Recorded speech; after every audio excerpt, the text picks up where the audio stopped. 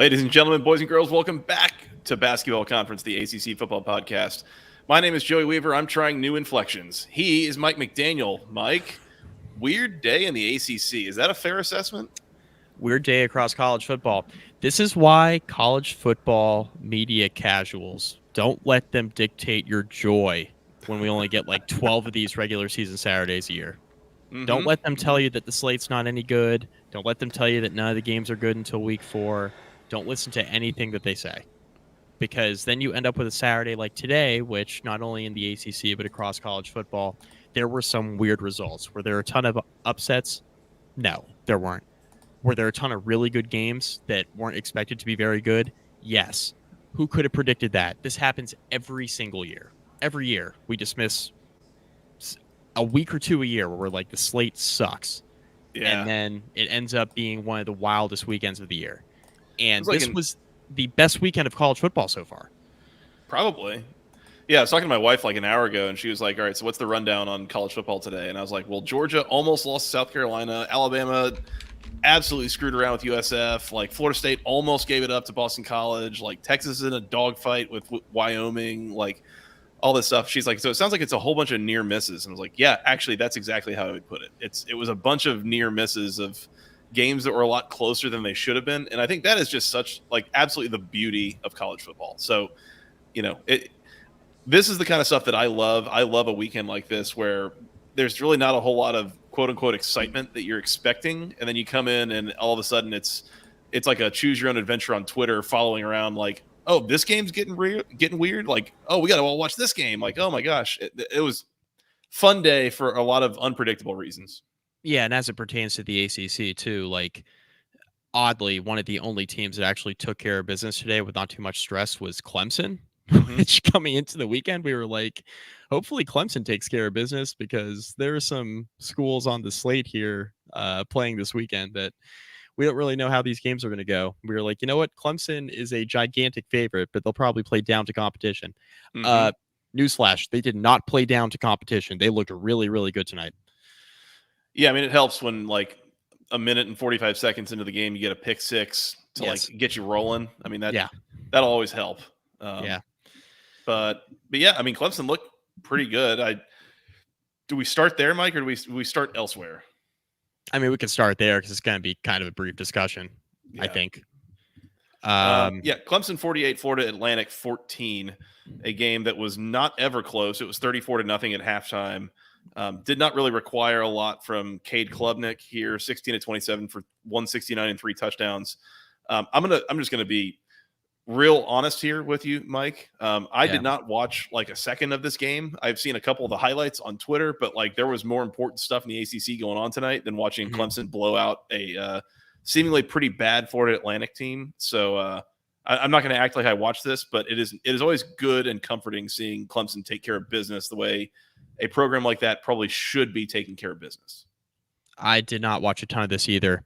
I did see some of the snaps though. So I guess that's more than I can say. Okay, fair enough. This was pretty efficient. This was kind of like an empty calories game for Florida Atlantic, where, you know, Clemson didn't really outgain Florida Atlantic by a ton, but then, you know, at the same time, Florida Atlantic just really didn't have a whole lot of success, right? Clemson separated themselves early in this game, right?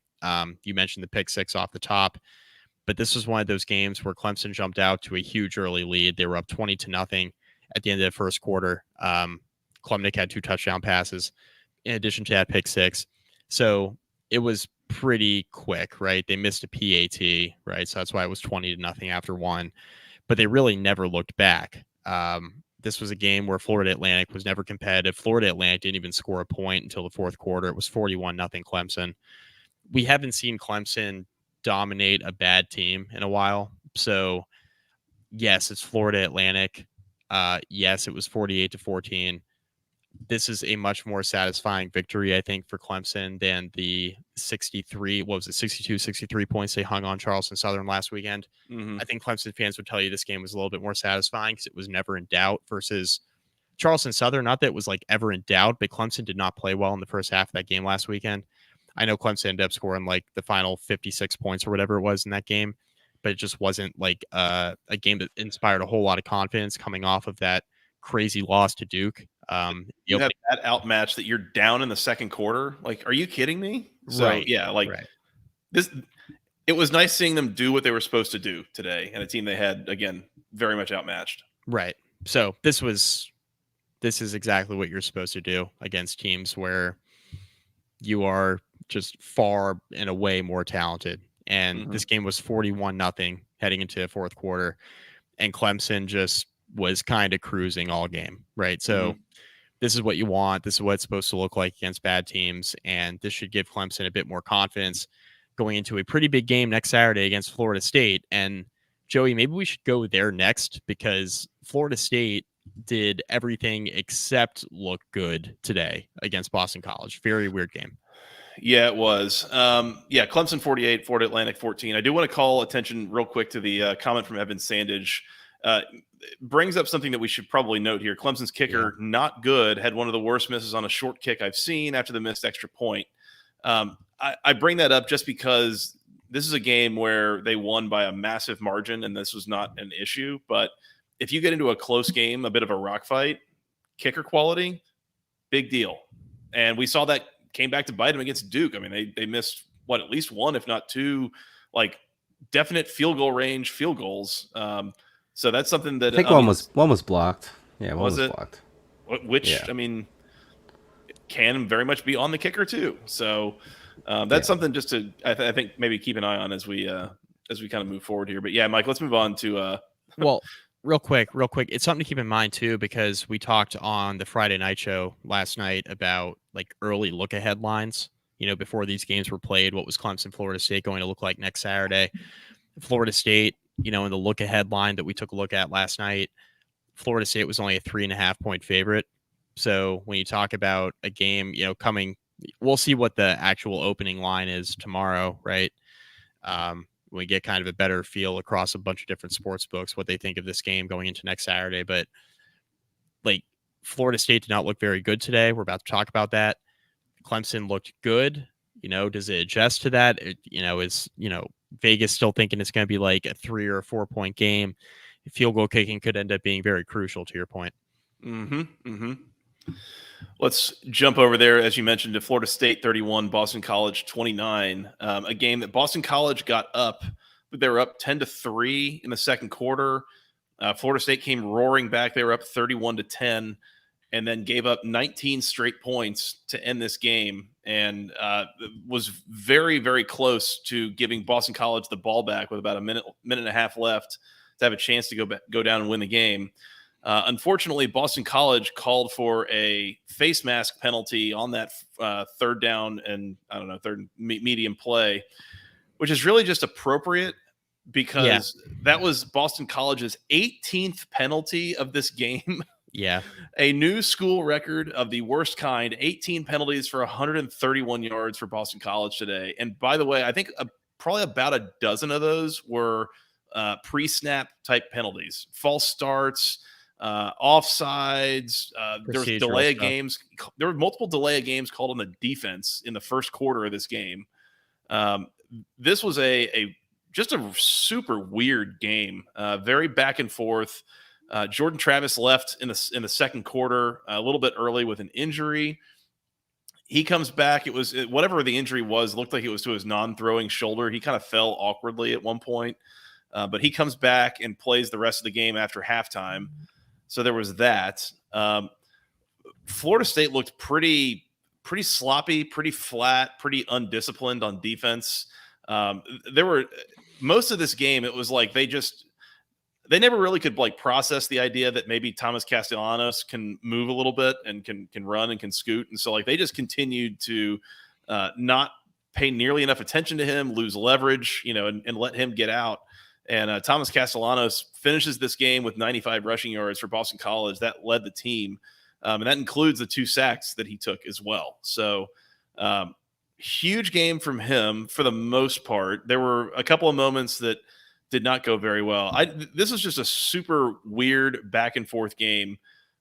Florida State should be the better team, should have won this game in a blowout, but I thought especially their defense did not have a good game here, and really kind of left the back door open for Boston College to nearly come in and win this thing outright. I mean, if Boston College just plays a little bit more disciplined, they probably win this football game today. Florida State's actually pretty fortunate they were playing against Boston College. I think you and I both agree Boston College is one of the worst teams in the ACC. And coming into today, nobody really gave them a chance. You and I certainly didn't. I thought Florida State would cruise. Florida State, again, got off to a slow start. This was their worst start of the season. Florida State looked really impressive. Obviously in the opener against LSU to get things started, and they really just haven't really been tested, right? I guess LSU was the real test. They passed that. They won by a couple scores. You have this BC game today you're kind of sleeping on in week 3, thinking that Florida State's just going to kind of roll the helmet out there and kind of go up a few scores and then never look back, similar to actually how Clemson looked today against Florida Atlantic. Sure enough, Florida State goes down early. They fight back. Florida State gets a couple of late scores in the second quarter and then gets off to a really good start in the third quarter, right? They score on the first drive of the third quarter. They get the ball back, force the 3 and out. They go down and score again. All of a sudden, it's 31-10. Now I'm sitting here thinking, okay, Florida State, like 25, 26-point favorite. They're probably going to cover with ease. 31-10, all the momentum, things starting to go their way. It's like, okay, look, Florida State came out flat, big game next weekend.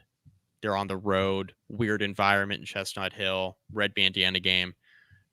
We didn't expect it, but is it all that surprising? Maybe not. Now, all of a sudden, they're up 31-10. You think they're going to cruise. Then the wheels just kind of fell off a little bit. Offensively, they started making some mistakes. Boston College started to capitalize. Thomas Castellanos, shout out to him. He played a fantastic game today against Florida State. And all of a sudden, BC's offense starts to get going a little bit. Now, Florida State can't get stops. And not only that, Florida State can't stay on the field offensively.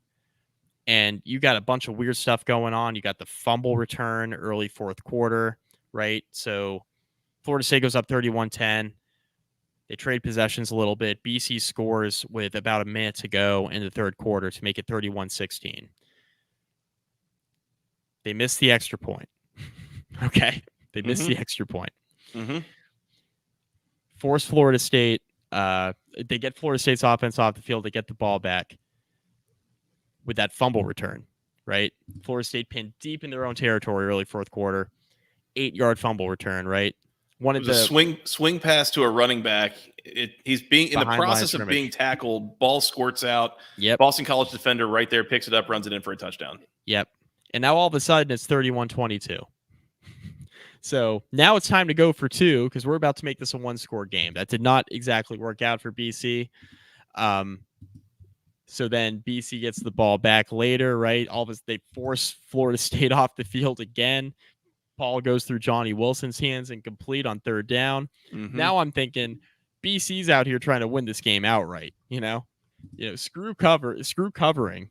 We're going to try to win this game outright. Thomas Castellanos scores with 5 minutes to go. It's 31-29. We talked about the face mask at the end when BC's trying to get a stop to get the ball back. They commit that really, horrendous face mask penalty. Very obvious, very blatant. One of, what'd you say, 15 penalties on the day for 18. BC? 18 penalties on the day. 18 penalties. And that doesn't even include the ones that were declined. Just it's a very weird game. A very weird game. Florida State's fortunate because it was kind of like, I thought it was a tale of 2 halves. Like, started poorly, then you had the ascent where they go up 3 scores, and then you have kind of the downside of that. It was just a very up and down game for Florida State, and they're very fortunate they were playing Boston College because a more disciplined BC team today wins, and literally like 7 or 8 other teams in the ACC, if Florida State puts on that performance today, they definitely lose. Oh, yeah, so for sure. They're fortunate it was Boston College. I do want to hit on what Kevin Carpenter commented. Is Florida State overrated, or is this just a weird game or some red bandana magic from Boston College? Let that look ahead. I was going to say, I don't think this is an overrated situation. No. I think there is a look ahead situation here for sure with Clemson on deck. I think that, probably a little bit of red bandana magic of, Boston College played hard. They played hard the full 60 minutes. And I don't know. It was just kind of sloppy, and Florida State just like looked flat coming out, and their defense just was not good. They did not look like they were prepared to contain Thomas Castellanos. Like, and that was the strange thing to me, was like for a full 60 minutes, it was like maybe there was a part in the middle that they were okay kind of containing him, but like for a lot of this game, I mean, the number of times that Castellanos, like, they had everybody covered or whatever, and he was able to just like sneak out, and they didn't have a spy on him. There was like very little adjustment, it seemed. I don't know. It was very strange for me. Not encouraging the way that Florida State played this game. Castellanos had 400 all-purpose yards. Mm-hmm. He had 305 through the air. He was awesome. He was really good. He was awesome. Yeah. Why in God's green earth was Emmett Lesshead anywhere near this offense? Yeah, no. Why? I think it's fair. Emmett Lesshead couldn't be me. Couldn't be. Where's Chris Strondon? I was going to say Emmett Moorhead couldn't be me. I mean, 400 all-purpose yards, right? It was a complete performance through the air, on the ground. Joey, you mentioned that Florida State, they had the time where, there were a few possessions where they contained Castellanos. It was late second quarter, early third quarter when they extended their lead. Mm-hmm. That's kind of when I thought Florida State was going to pull away. Weren't really able to do it. Now, is Florida State, some people I saw talking about Florida State potentially being fraudulent. I don't see that. LSU looked really good against Mississippi State today. LSU is probably, well, I'm going to stake my claim here because of the way Alabama's looked. I think LSU is going to win the SEC West again, by the way. Fire away. We're 3 weeks in. Fire away. LSU is going to win the SEC West. And because of that, are they going to win the SEC West, or are they just going to not lose the SEC West? Okay, well, I mean, that's a whole different discussion. Are they just going to flat out win the SEC? Because Georgia doesn't look very good either. Mm-hmm. And if LSU's only loss is Florida State, they're in the playoff, buddy. They're in. Mm-hmm. Like, they're in the playoff. Probably. Yeah, I don't know. I don't think Florida State's overrated. I think they're going into a pretty big game next Saturday in Death Valley. Florida State really didn't have a reason to get up for this game. Mm-hmm. BC's been so bad. And Florida State's fortunate. Don't get me wrong. They're very fortunate.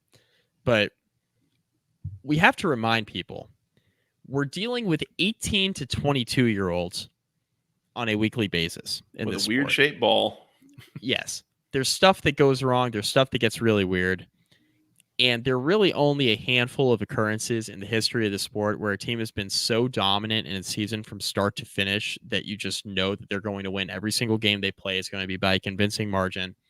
2019 LSU is one of those teams, right? We don't see, that's a great example. We don't see a team like that all the time.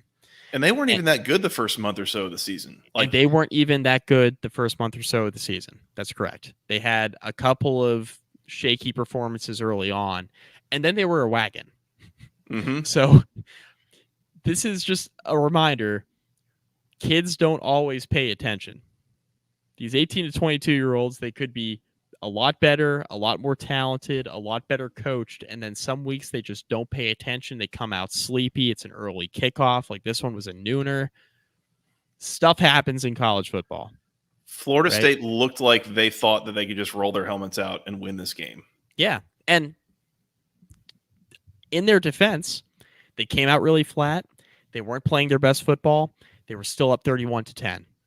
Mm-hmm. They weren't even playing great football late second, early third quarter. They just got a couple stops defensively. They got a couple stops. They scored some points. And just like that, it was 31-10. Mm-hmm. And then they took their foot off the gas pedal again, and they couldn't stop Castellanos. And credit to him. I don't want to just... I'm not trying to poo-poo his performance and act like, oh, yeah, Florida State took their, the foot off the gas, and that's why Castellanos had a good game. No. I mean, he's been good since he took over the starting job. He was good. He was pretty good last week. He was efficient last week at the very least. But we saw kind of the top end. Like, this is kind of, I think, what he can be. And so I'm excited to see, like, if he can live up to that week over week now. Yep. Because I think BC might have a little something at quarterback if he continues playing like this. I will call out before we finish out here. I don't have the names in front of me, and I'm hoping I'm remembering this right. I do believe Florida State was without 3 starting offensive linemen in this game. Mm-hmm. Is that right? At least two. Yeah. So that plays a little bit into what went on offense, but there were other times. I mean, definitely saw Jordan Travis pressing at times. Like there was one play that sticks out in my mind. It was like 3rd and 5. He's rolling out, I think it was Lawrence Toafili, the running back, like wide open in front of him, would have almost certainly gotten a first down, and instead he throws it 15 yards down the field into coverage, and it's an incomplete pass. And it's like you didn't have to do that, right? Now you're punting, but it's because you're pressing, that kind of thing. So I don't know, a little bit of everything. But Florida State survives. I for one, I still expect them to beat Clemson next week. I think I don't take a ton from this particular performance. I think this is an outlier, a look ahead spot, a letdown spot. Call it what you will. So I am not down on Florida State based on what I saw here. I think they should still be favored next week, and I will pick them to win. I don't see any reason why we wouldn't pick Florida State. So I'm with you. Very confused as to why there was ever a suggestion that Emmett Moorhead was the guy for Boston College. I don't get it. I mean, Scott brings up a really good point there. I don't really understand. Mm-hmm. Yeah, I don't get it. What did Dan know that he wasn't telling us? I don't know. We'll find out. Anyways, Florida State 31, Boston College 29. Mike, where to? Can we get the Virginia Tech conversation out of the way? Just get it over with. Let's just get it over with. Rutgers 35, Virginia Tech 16. This is the part where I admit to the people that I did not really get to watch a whole lot of football at all there in the afternoon block. I was at a birthday party for a 4-year-old, and it was not a place with good reception. I had both kids with me, so not a good situation for watching games. So I did not get to watch this, but I did kind of monitor the score. Does not seem like a good situation for your Hokies. Don't worry, I'm here to help. Take it away. Go ahead, Mike. Virginia Tech started Kyron Drones because Grant Wells was too hurt to play. He was only available in like an emergency situation. So we saw Kyron Drones. Virginia Tech fans really wanted to see Drones, so that's just kind of how it worked out. But it wasn't because of performance by Grant Wells. It was just because he was hurt. Drones, there was some good, some not so good. He was 19 of 32 for 190 yards, had a touchdown pass, had an interception. He ran for 74 yards. The one thing I want to note here is I think Virginia Tech's offense, it wasn't great. It was 3.3 yards per carry. They had 129 yards rushing on 39 carries. That's not great on paper. What I will say is that Kyron Drones was heavily involved in the running game, and he passes the test as a passer. There was no drop off from team expectations with him in the game. I agree. That's all I wanted to say. Totally agree. And I think he unlocked a little bit of something in the running game because Virginia Tech's offensive line is still some ass. It's real bad. Oh, God. Real bad. It's bad. It's bad. It's real bad. As long as Virginia Tech's offensive line is playing like this or has this kind of talent and just not very good, the ceiling, the floor's low, the ceiling's even lower. Or I guess the other way around. Ceiling's low, floor's even lower. I think that Drones should be the starting quarterback the rest of the season. He showed enough 100%. today for me.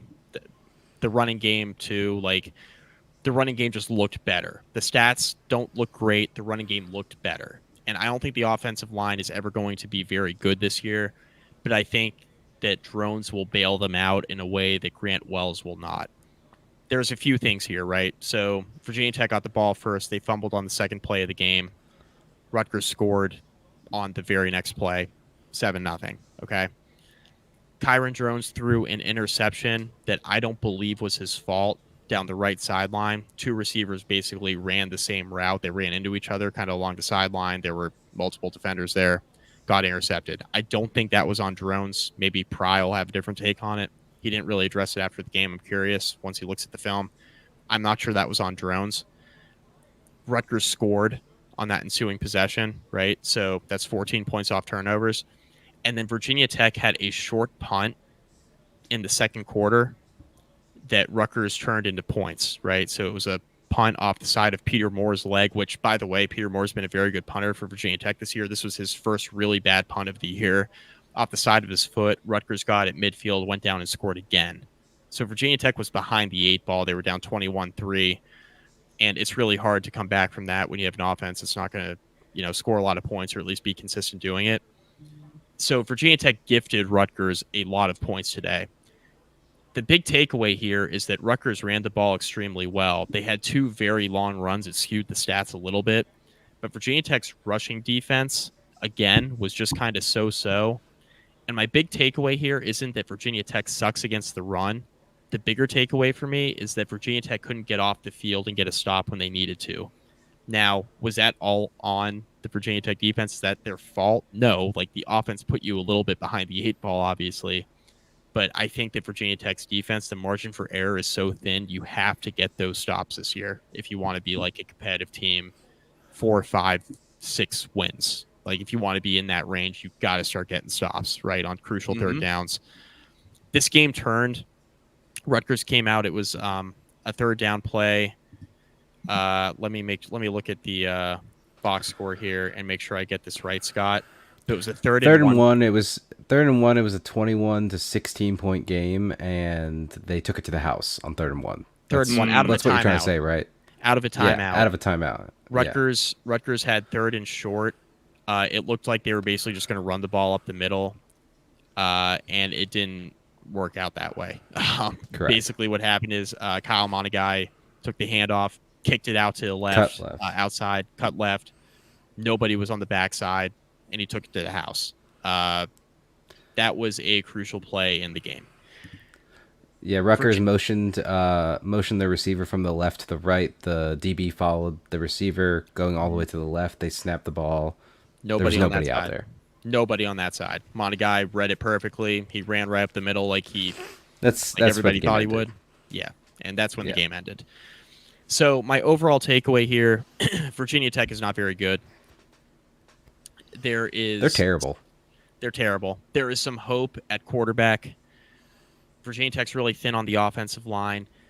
There were some key injuries here, right? So Allie Jennings didn't play. Jalen Lane, Tech's other top receiver, dressed out but did not play. So his hamstring wasn't good to go. He didn't play much. Virginia Tech's 2 primary middle linebackers, Alan Tisdale, who was slated to start this week, got injured late in the week of practice. He didn't play. Jaden Keller, who started the first 2 games at Mike linebacker, he got hurt. Keontae Jenkins, who's starting weak side linebacker, he got hurt.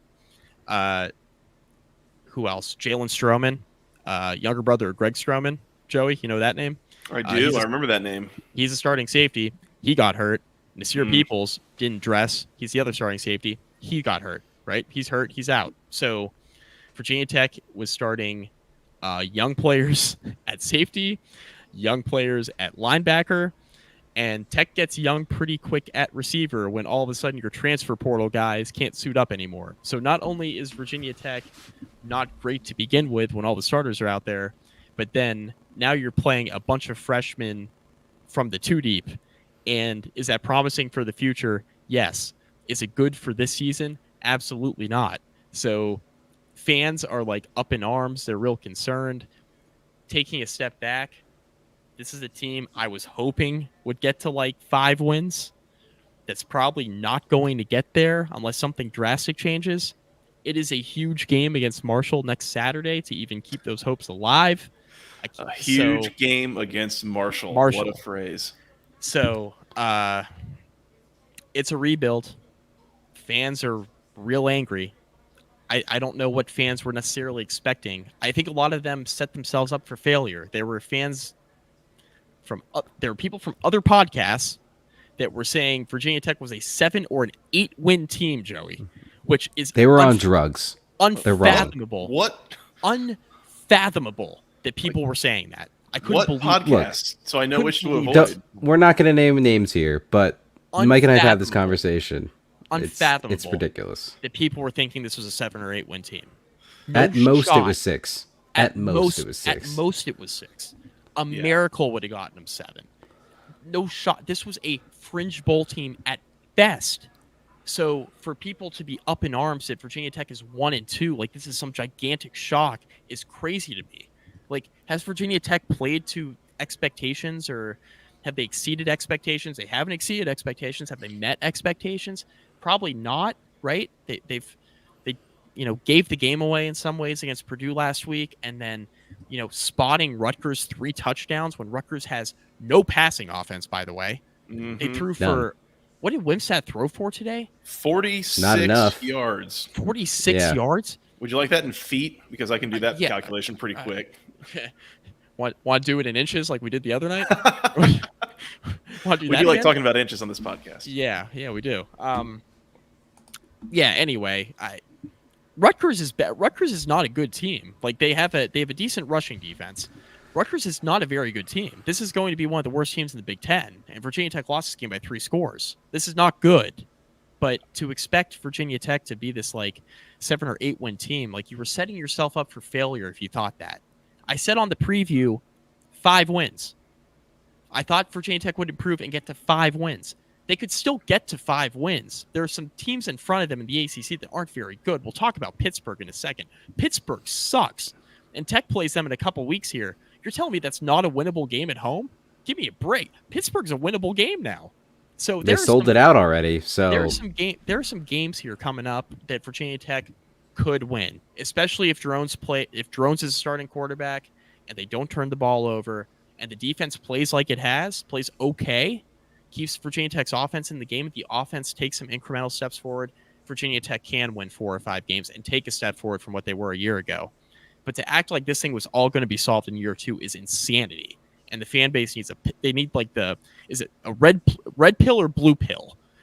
Take the one that gets they need a punch in the face. This team is bad. The year was always going to be next year. It was never this year. They just need to swallow what we're going to get this year, and it's never next year year. 2. It was never year 2. That's why you play drones, by the way. That's why you play drones. Correct. By the way, can I sneak one more thing in here while I'm ranting? Brent Pry after the game was asked how drones play, and he was inconsistent, but there's some stuff to build off of, right? And fans read the quote and they said, "Oh, Pry is down on drones. We're going back to Wells." Let me tell you what. I'm high on Brent Pry and his staff. I think they're doing the right stuff. I think they're building it the right way. The results haven't been there yet. I get that. Fans are impatient. I understand that too, because Virginia Tech historically has been a very good football program. I understand the angst. I understand all the anxiety and the worry about the program. But let me tell you this. If Pry starts Grant Wells again over Kyron Drones, he's losing the fan base, including me. He cannot go back to Grant Wells, barring injury. If there's an injury, you can go back to Wells. That's fine. There is no reason why Kyron Drones, if healthy, shouldn't play the rest of the season as a starting quarterback. Wells is going to graduate next year. Who cares? Who cares? Who cares? Who cares? Get him out of here. Play Kyron Drones. The ceiling's high. Bad offensive line. He gives you the running element, and you're not losing as much in the passing game. He threw a beautiful pass down the left sideline. It was dropped. To Daquan Felton. It was dropped. It was right on the money. He was 3 steps behind his defender. It would have gone in for 6. Those are the types of plays that need to be made, right? So, Drones can do it. Let him play. Let him play. Virginia Tech quarterback goes 19 of 32 for 190, a touchdown and an interception. Which one was it? Exactly. Which one was it? That's the point. Bingo. That's Could have the been point. either of them, right? Bingo. That's Could the have point. been either of them. Now, Virginia Tech quarterback goes 22 carries for 74 yards. Which one was it? That was Drones. Yeah, only one of them. Wells isn't doing that. Thank you. Right. So, I think, and again, I didn't watch this game. I don't know how it unfolded, but I will add this. The thing that I am really most disappointed in, I think, for Virginia Tech, looking at this box score, is giving up 34 carries for 256 yards on the ground. I felt like this was the one thing that defense should have been able to slow down, limit, was a rushing attack like that. And that was why I thought this was going to be an low-scoring rock fight kind of game. The fact that Rutgers was able to move the ball as well as they did on the ground and rip off a couple of massive chunk plays that they did, that's a disappointment to me, and that's a concern. Yeah. And some of this, again, is injury related and all that. But that's the one thing I would be pointing at, is that probably should have gone better, or feels like it should have gone better. The reason why this ended up being an over game is because Tech had the 2 bad turnovers. I guess the 1 bad turnover and the punt. And then Rutgers scored off of that interception where the receivers kind of ran the same route. But regardless, 14 points off turnovers, 21 if you're including basically an arm punt, right? That started Rutgers at midfield. That's bad. That can't happen. And then that 3rd and 1 play where Larder bounced outside and then Malagai took it to the house. Like that cannot happen, right? Out of a timeout. So there were some definite mental mistakes defensively. But this is one of those games where there's a lot of correctable things too, which gives me some hope, especially on the offensive side of the ball. I think they left some points out there. I think Drones is the guy. There's definitely some encouraging things coming out of this game too, but very, very frustrating loss. But this is what happens when you have an incomplete team. Yep, completely. One last thing I'll add, as you and Scott kind of alluded to, it was never this year. It was always next year is really what we're aiming for Virginia Tech, getting back to a bowl game, being a kind of a middle of the pack ACC team. I just wanted to respond to something I saw that came up on your Twitter, Mike, was somebody saying, like, if this Virginia Tech team can't win 7 games, they should probably fire Pry. And you were like, absolutely the hell not. And just to me, it's like that would be the epitome of throwing out the baby with the bathwater. Yeah. Like, yeah. We have got to stop this like expectation to win within 2 years, especially with Pry. I think has been pretty honest and open about what his plan is, which is rebuild high school recruiting pipelines in the state of Virginia, which and were unfathomably destroyed by Fuente. And you're right, Yeah. he's doing it. He's doing it. The recruiting classes reflect, like, the guys he's bringing in out of Virginia reflect that. He's bringing in 4-star prospects in state. So now you're going to fire him and burn it all down? That doesn't make any sense. That doesn't make any sense. Yeah. You're in the conversation. Chris Cole was from Salem, not to go too far down the rabbit hole, one of the best linebackers in the country, high 4-star. He chose Georgia. Okay, right? He's right down the road. He's 30 minutes away in Salem, right in Virginia Tech's backyard. Tech would not have even been in that conversation with Fuente. And he ends up at Georgia, and he was a finalist at Virginia Tech. So, like, the Hokies were in that conversation. Pry and his staff were recruiting him very hard. Fuente would not have even been in that conversation. So now you're going to burn all that down on the off chance that somebody comes out of Salem High School, really good football school right there on 81 in Virginia Tech's own backyard. They're going to have a 4 or 5-star prospect that Tech's going to be in on, and you're just going to throw it all out because Tech lost to Rutgers in year 2 of a rebuild. Give me a break. And you can't throw that away anymore because of the transfer portal. Because say something goes wrong with him and he wants to transfer home. Who's home? Yeah. Yeah. He's going to come back to Tech because he likes he liked the staff. The staff treated him well. Tech's going to remain in the conversation. He's going to Georgia because Georgia's Georgia. They're sending guys to the pros. They're winning national championships. I get all that. Virginia Tech can't compete with that right now. Sorry, Joey. Yeah, but they can't compete with that right now. Yeah. So, yep. Oh, God. Fan base makes me sick. This is the funny thing to me about, I think, college football in general is, the way that, the Lord designs nature to be certain ways. And I think one of the ways is he designs college football to only be played once a week is it gives us enough time to like calm down and like become happy and excited about our team again by the end of the week, and then be ready to fire the coach again on Saturday night. Like it's a nice like weekly cycle we go through. It's fun. I was gonna say, and we'll see you again next Saturday. Yeah. Well, listen to basically what happens is you play the games, and then Sunday you recover and take a step back. You take a breather, and then Monday through Wednesday you basically listen to podcasts, and then Thursday we're back, baby. We're back. We're ready to be heard again. We're ready. Please subscribe. Please subscribe. Yeah, please subscribe, by the way. Yeah. Good time to add that in. By the way, if you're watching this on YouTube right now and you're not subscribed, please do something about that. We appreciate that. For sure. The people that subscribe and help pump those numbers up. We appreciate that. Yep. Yeah, please hit the subscribe button. We're trying to get to 250 this season. We hit the 200 mark. I haven't checked the followers list, so we're probably at 200 even. Help us get to 250. Hit the subscribe button. BC Podcast ACC on Twitter or on YouTube, as it were. Yes, and it's on the ticker as it goes by. It is. Hit the bell, too, by the way. That's how you know when we're going live, so you can come and jump in the comments. We're having a lot of fun with the commenters tonight. So thank you to all the folks joining us right now that are in the comments. We were having a lot of fun with you guys. So thank you for spending your Saturday night with us. Syracuse. Where were we? Rutgers 35, Virginia Tech 16. Mike, where to? I mean, may as well talk about Syracuse. You were teeing that up. I guess. Speaking of teams that scored 35 points tonight, Syracuse 35, Purdue 20. Also a game that by parenting situations did not get a lot of eyes on. But Wagon. Yeah, I think Syracuse might be a small bit of a wagon here. Yeah, they're a wagon. Purdue. Okay, listen. Purdue did everything they could to lose this game, right? Hudson Card had the interception. He lost 3 fumbles. Syracuse also. Purdue was also lucky. They got gifted possession. Syracuse could have had a 4th fumble. Syracuse is a wagon. Garrett Schrader was really, really good in this game. Now they were building the entire thing out of Garrett Schrader tonight, for better or worse.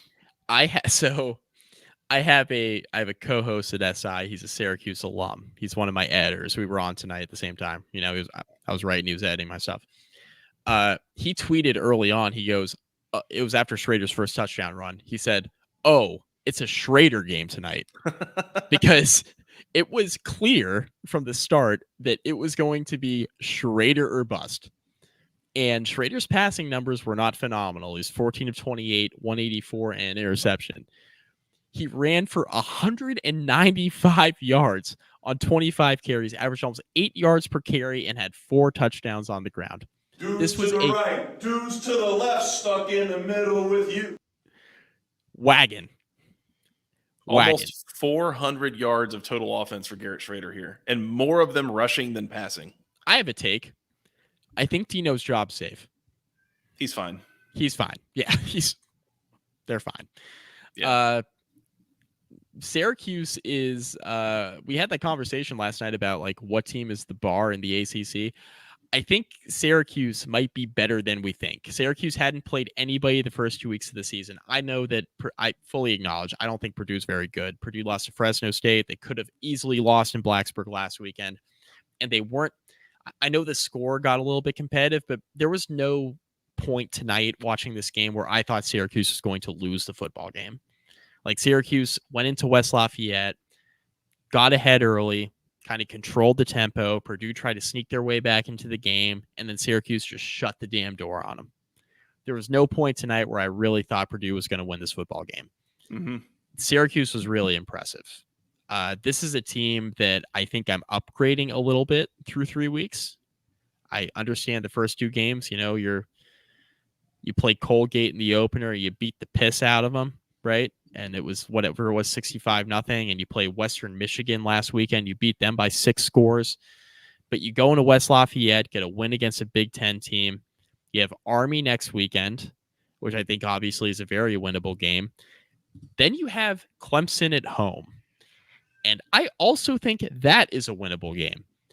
And I think if you start this season with not only beating 3 teams, you beat Army, you get to 4 wins, then you welcome Clemson to the Dome, you get that dub.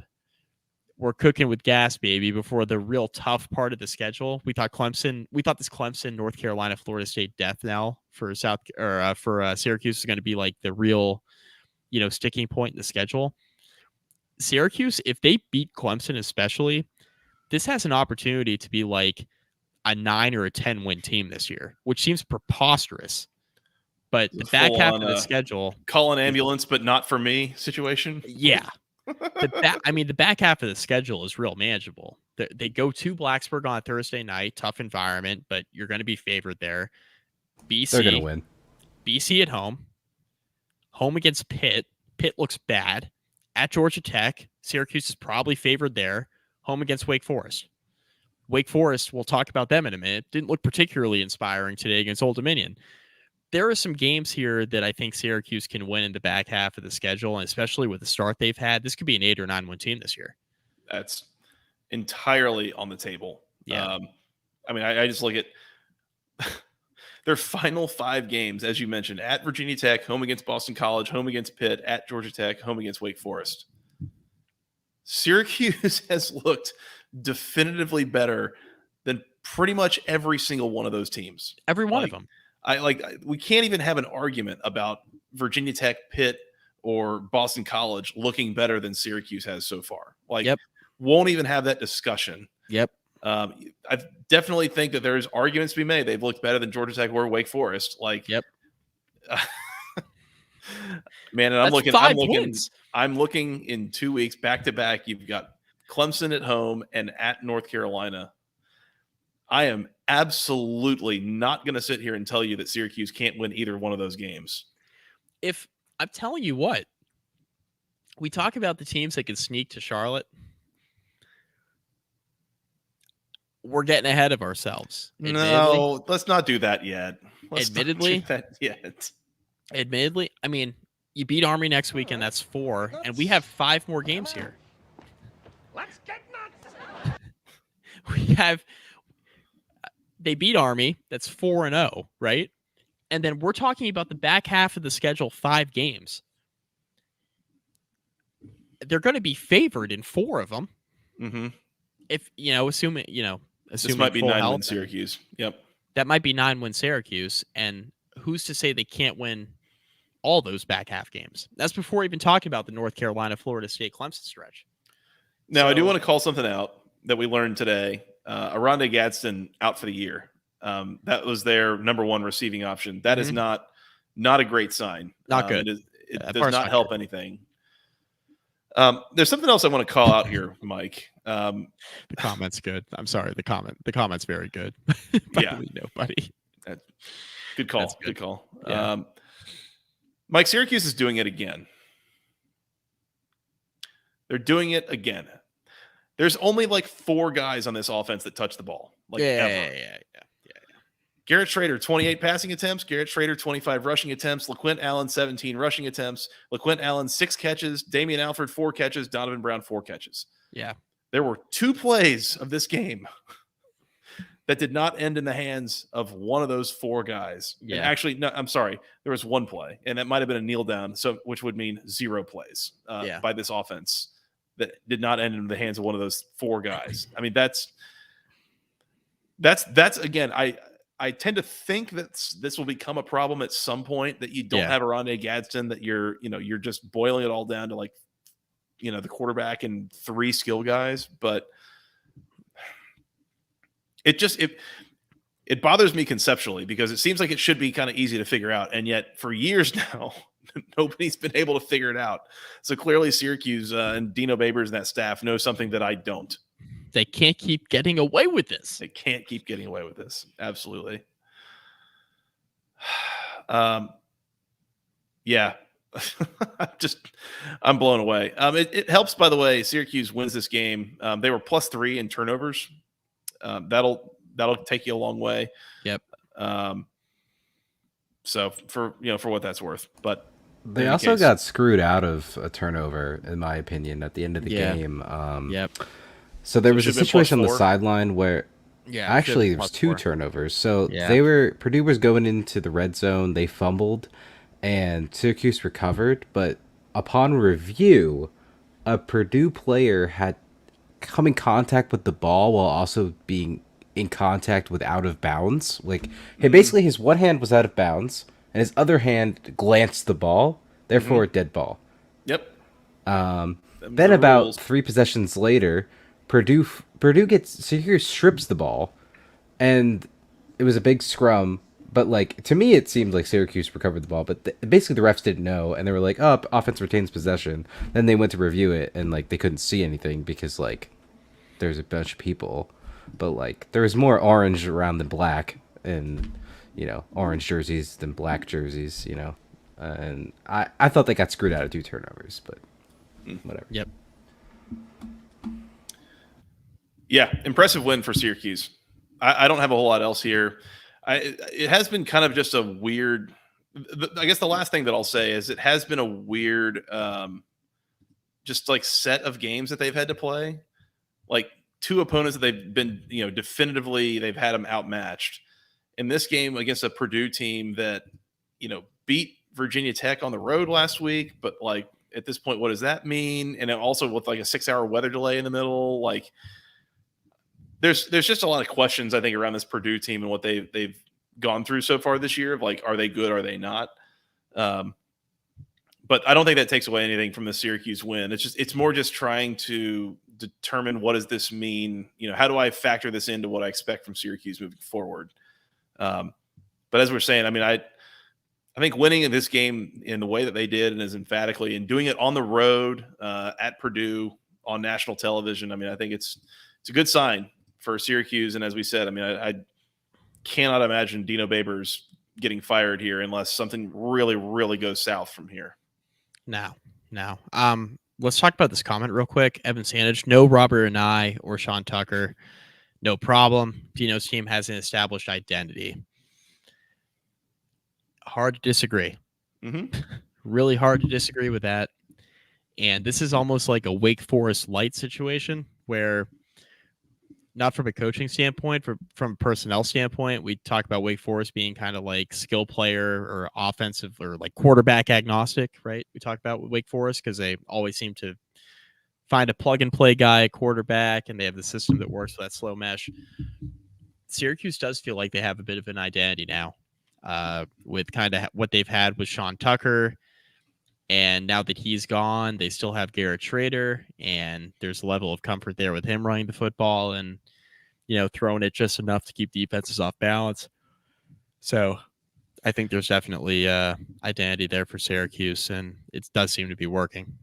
It's just weird feeling like the identity is just get the ball to like 3 people. And it's working. I mean, I don't get it. What can I say? Whatever works. Yeah, it's gonna help Dino keep his job. Mm-hmm. Mm-hmm. Clearly, Syracuse 35, Purdue 20. Where else, Mike? Let's talk about Minnesota and North Carolina. Let's do it.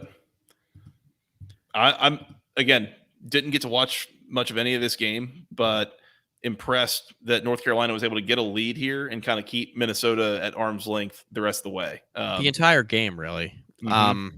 So I watched a good bit of this. I was holding a Minnesota plus 6.5 ticket, and Minnesota kept me entertained for most of this. Like, they could do something here. This was a game where Carolina was definitely the better team. There was no doubt about that. There was never really a point in time where I thought that Carolina was going to lose this game. Minnesota really had trouble. They had trouble throwing it, which is not a surprise. They averaged about 5.5 yards per carry, but Carolina got out to that early lead, and then Minnesota really had to kind of scratch and claw their way back into it. And Minnesota really likes to run the ball and commit to it, and they couldn't commit to it as much as they wanted to just because you're down a couple scores, you're trying to keep yourself in it. Minnesota went 3 for 12 on third down in this game. That proved to be real important. But I was actually pretty surprised at the ease in which Carolina moved the football here.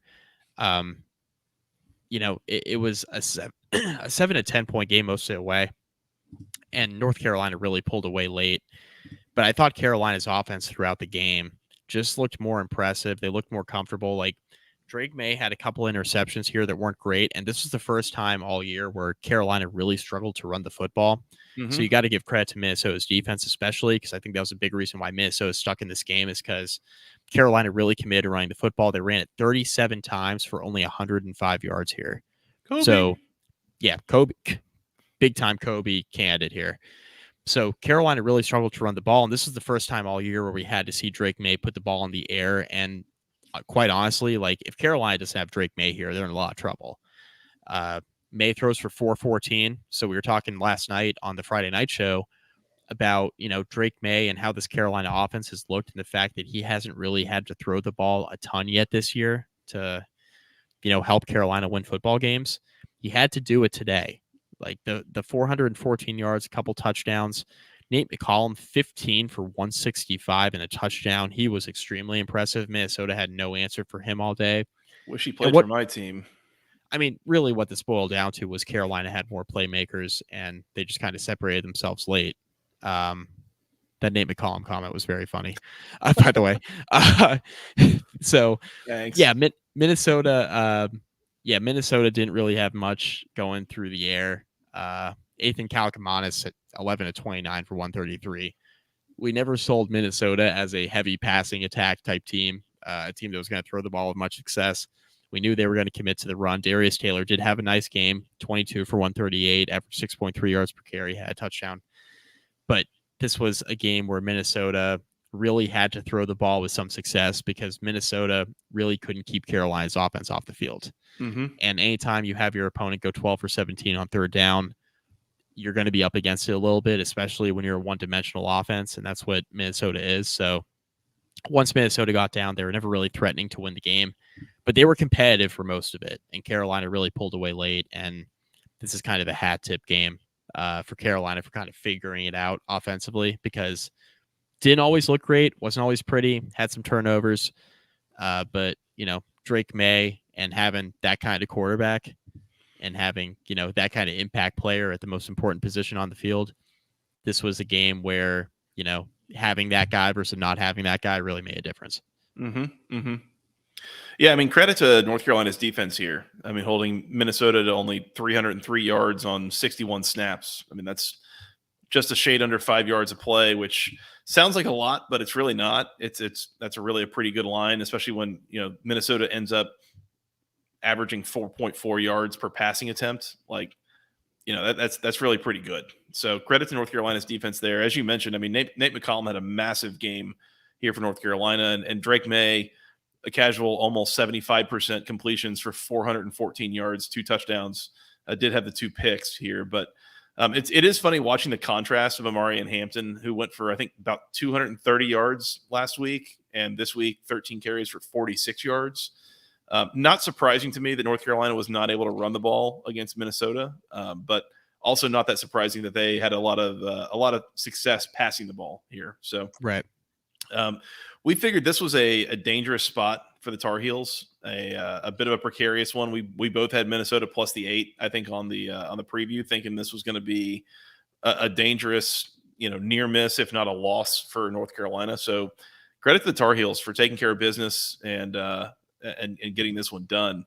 I don't have a lot here. I just kind of impressed with the way that North Carolina played and was able to keep their offense on the field. As you mentioned, I think that 12 for 17 on third downs is a huge number here, and not to mention they outgained Minnesota by 200 yards on the day. So credit to the Tar Heels.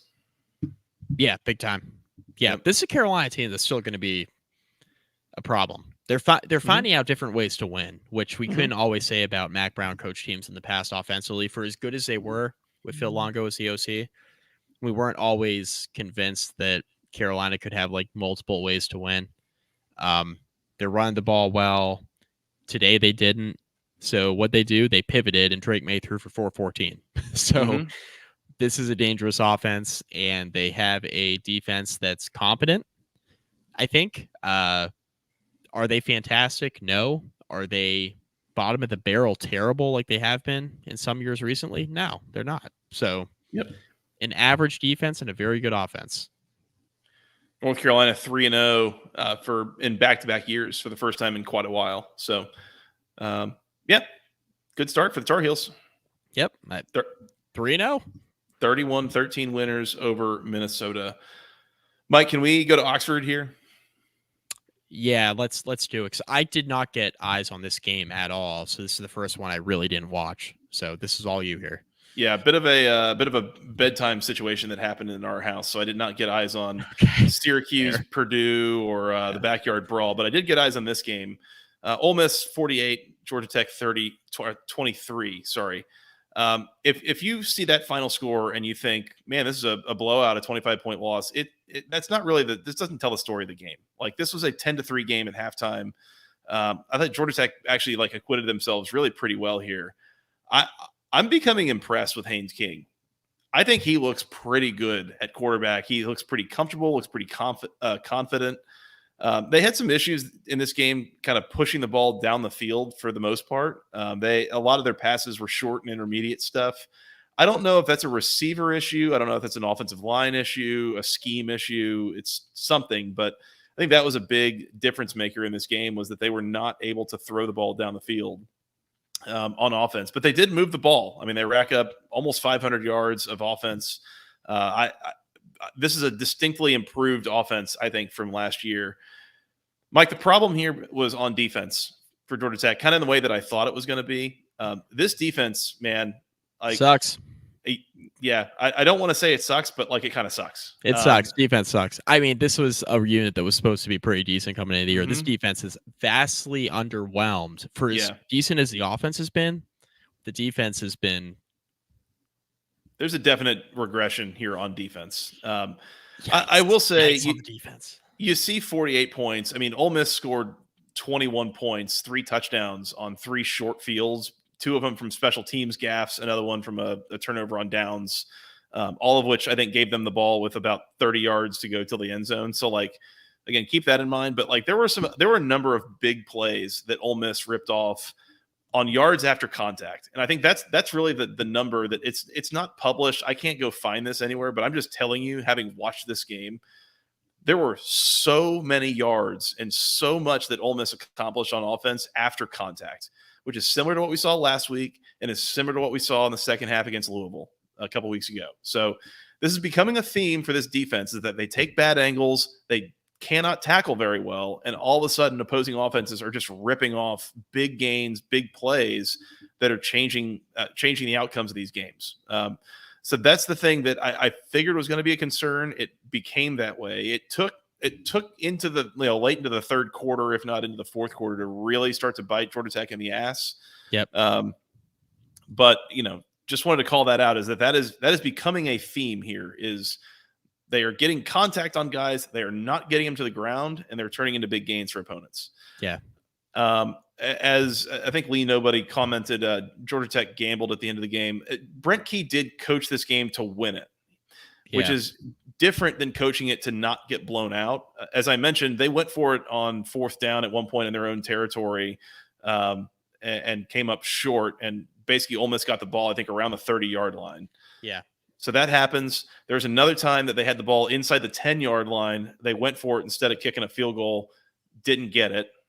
So again, they did that instead of taking points. So that changes kind of the outcome. Yep.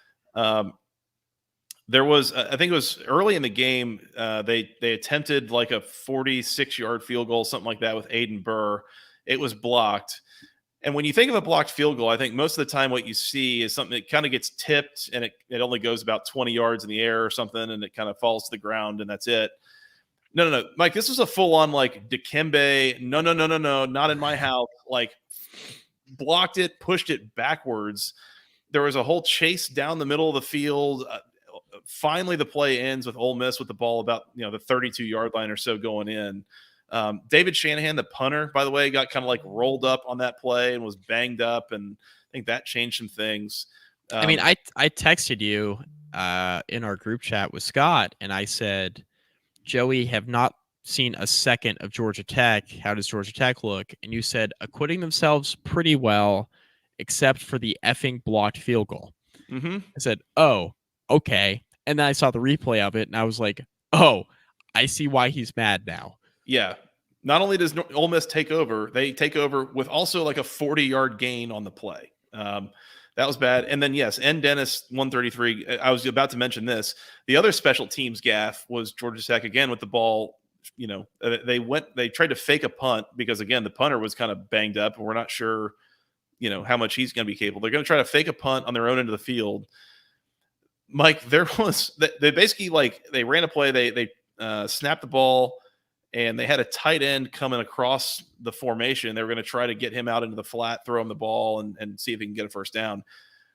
I don't know if it was pass interference. I don't know if it was defensive holding. But whatever that defender did to him, you're not allowed to do at any position, at any play, on any time on a football field. And it was right in front of the official, and I don't know how he didn't call it. That was an atrocious non-call that would have been a first down for Georgia Tech. Didn't get it. Whatever. By the way, while we're talking about just random chain officiating gang? weirdness. I was going to say chain gang. Let's do it. Georgia Tech had their drives stopped 3 separate times, twice in the second quarter. Pause. Yes. Scott, play the drop for me. Thank you. Continue. I have never seen this in all of my days watching college football. Georgia Tech had a drive stopped twice midway through the second quarter, and then again in the third quarter. So after a 20-minute halftime break, they had a drive stopped 3 separate times in this game because the chains on the sideline broke. They just broke. Like they just weren't attached anymore. Which brings me to another point, which like is probably a topic for a different podcast, but it's 2023. Why are we still measuring like yards a gain with this was links one on of a my thoughts. chain? What are we doing? This was one of my thoughts. It's Yeah. like, what are we doing? Yeah, we've got self-driving cars that like crash into stuff. Like, why are we still using chains on the field? Like, are we kidding? Yeah. And the fact that it was only happening on Georgia Tech drives when you're in Oxford, there was a little piece of me that was like, is there something going on here? Because I don't know, just weird gamesmanship maybe. Like, would I put it past Ole Miss to do that? No, I don't know. Yeah, Lee Nobody, 3 chains using the game, which is one more than would make a good rap album. But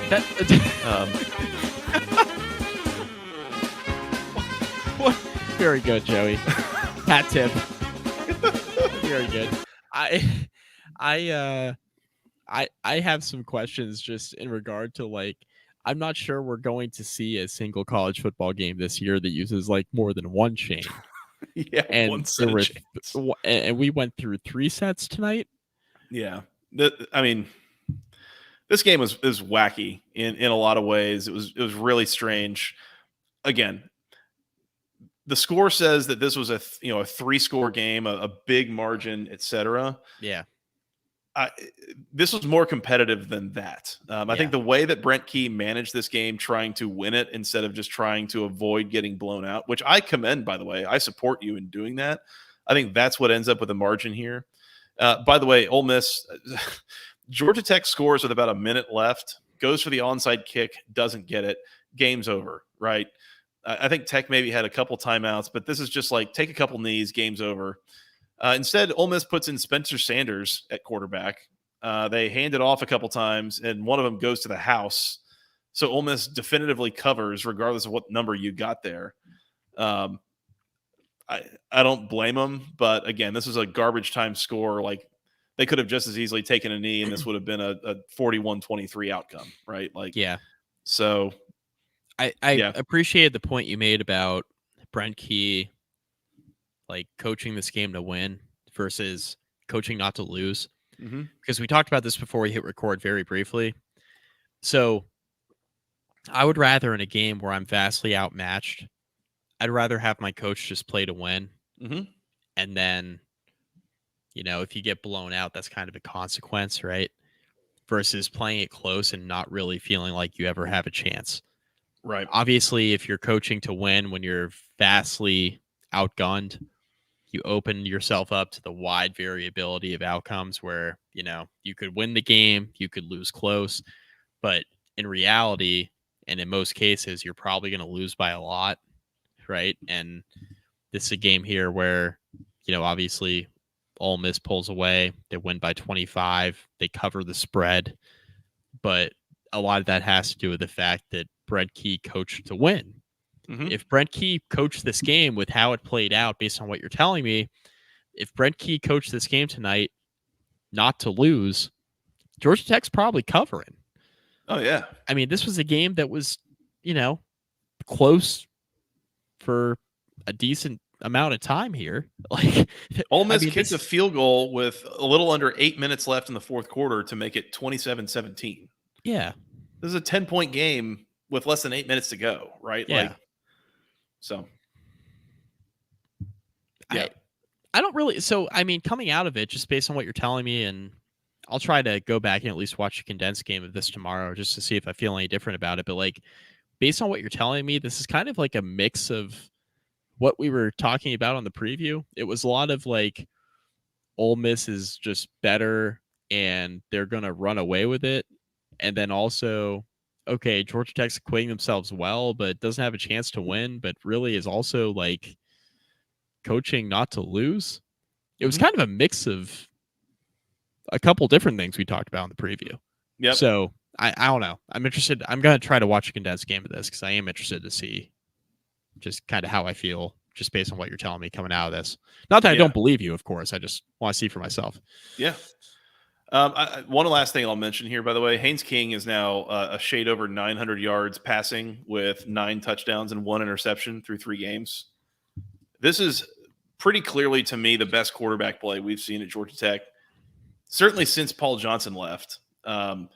And I would argue it's a little bit of an apples to oranges situation, but like this probably goes back at least to Justin Thomas was, the last like really solid, competent quarterback play that we were getting here. So the football player, not the golfer.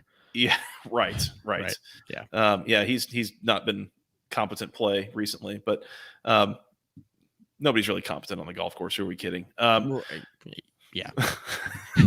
But Haynes King, I think they might have something here. I think this is definitively not one of the worst quarterbacks in the ACC. And that's, I think, better than what we were really hoping for coming into the year. Like it's a good situation on offense right now. Apropos of nothing, Jeff Sims got benched against Northern Illinois tonight. So just wanted to throw it. Yikes. So all the physical gifts in the world, but the issues are between the ears there. I was going to say, not the physical gifts between the ears. I think that's all I really had here. Again, Tech's offense moving the ball well, defense.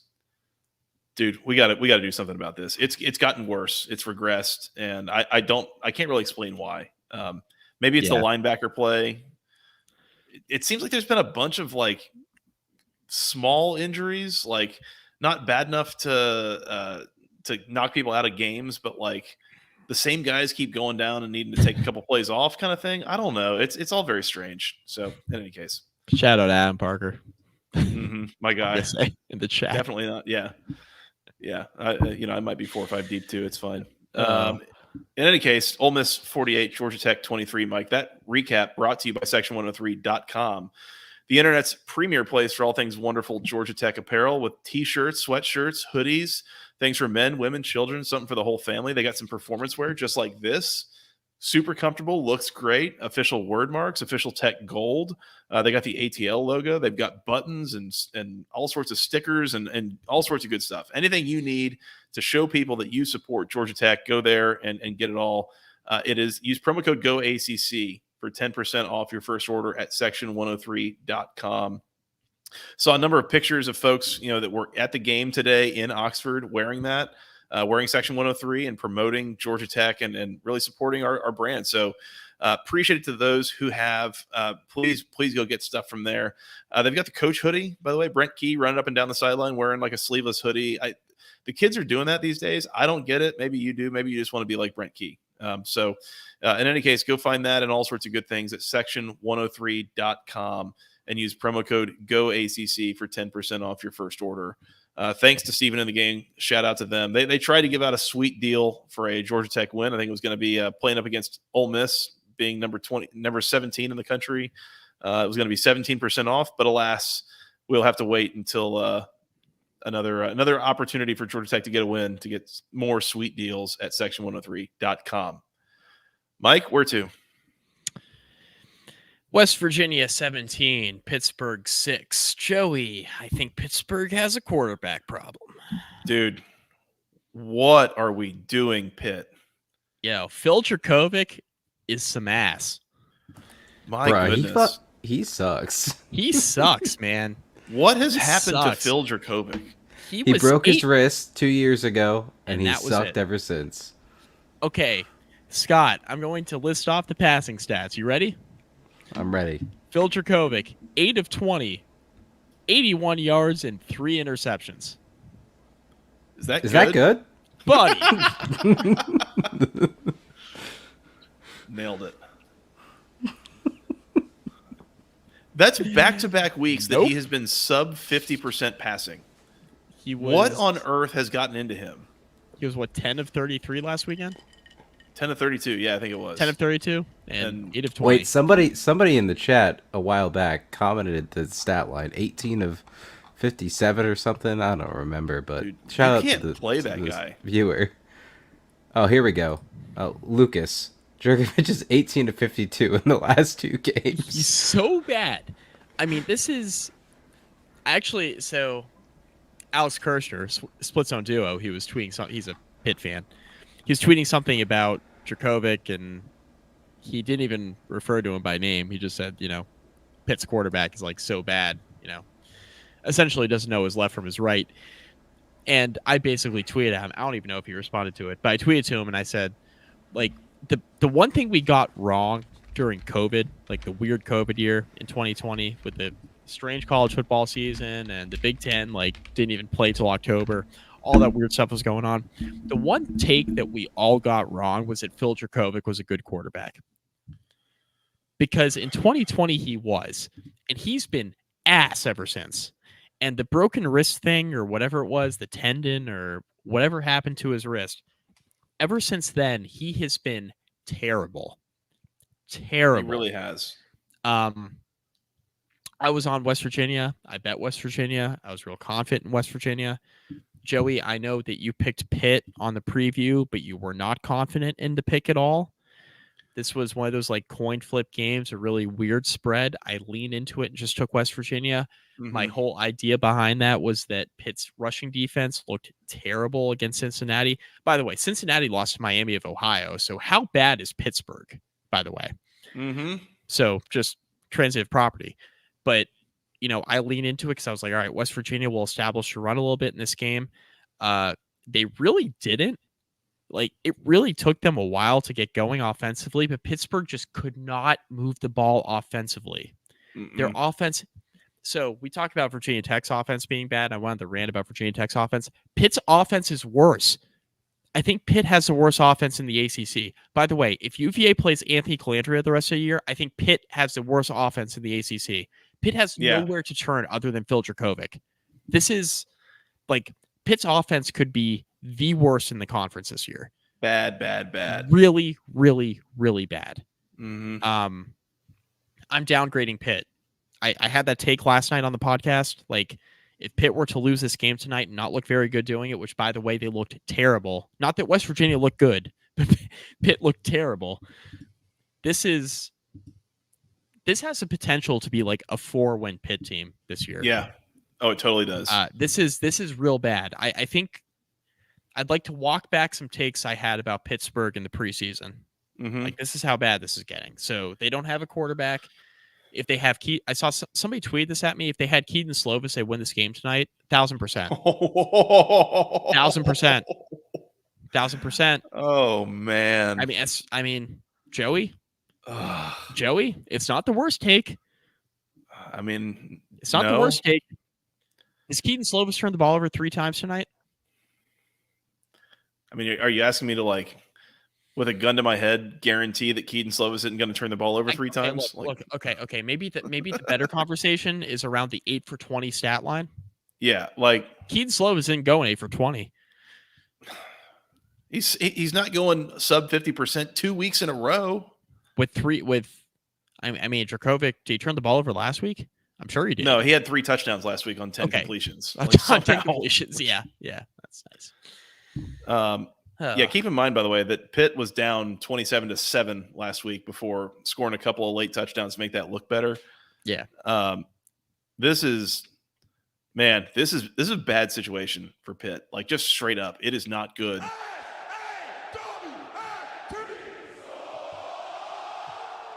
And I will say, I mean, from a rushing defense standpoint, I mean, for C.J. Donaldson, Jalen Anderson for West Virginia to go for 37 carries for only 164 yards, like that's all things considered not terrible. I mean, they were able to keep the West Virginia rushing attack in check, especially considering the passing attack was 6 of 11 for 60 yards.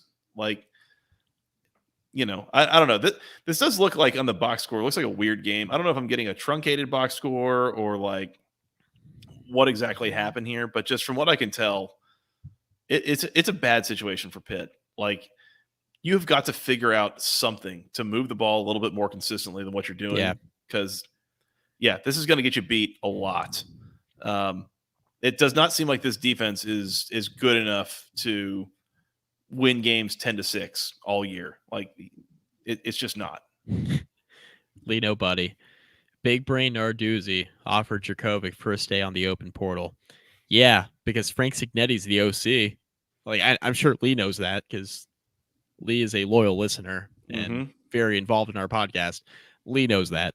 But like this was a Frank Signetti thing through and through. This wasn't like a Phil Dracovic is the best quarterback on the market thing. This is he knows Signetti knows him, and he's got a spot here if he wants it. That's all that was.